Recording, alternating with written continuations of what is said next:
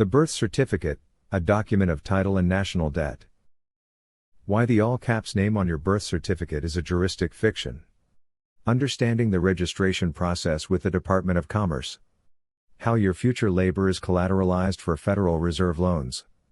Reclaiming your status as the holder in due course of your identity. Since the early 1960s, state governments, which are themselves corporate entities, have issued birth certificates to create legal fictions known as all-caps names. This document is not a record of a physical birth, but rather the creation of a juristic person. Grammatically and lawfully, a proper name is never written in all capital letters, therefore, the name on the certificate does not identify the living man. Instead, the birth certificate serves as a deed or document of title for the government's new property. This process brings the artificial person into Admiralty law, mirroring the way a ship is berthed in a port. When a child is born, the hospital sends the original record of live birth to the State Bureau of Vital Statistics or the Department of Health. The state agency retains this original record and issues a birth certificate using a corrupted, all-caps version of the name. By definition, a certificate is a document evidencing ownership or debt. This document is then registered with the United States Department of Commerce through the Census Bureau.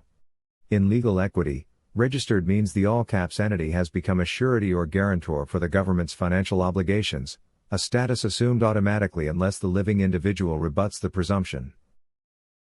A registered birth certificate functions as a debt instrument from the moment of issuance.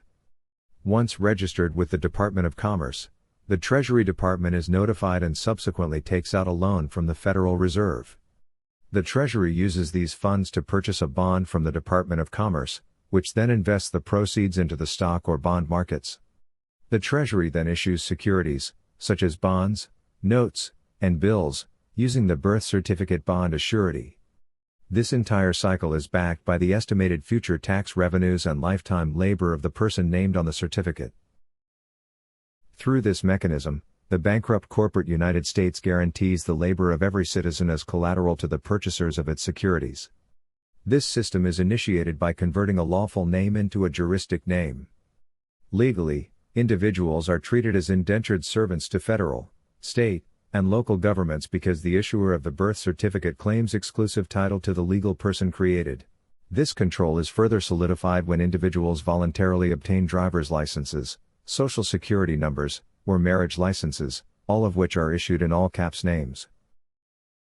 Under this system, the state holds title to the legal persons it creates from birth until death. The registration of a record of birth with the Department of Commerce supports the claim that these records are treated as commercial assets rather than mere vital statistics.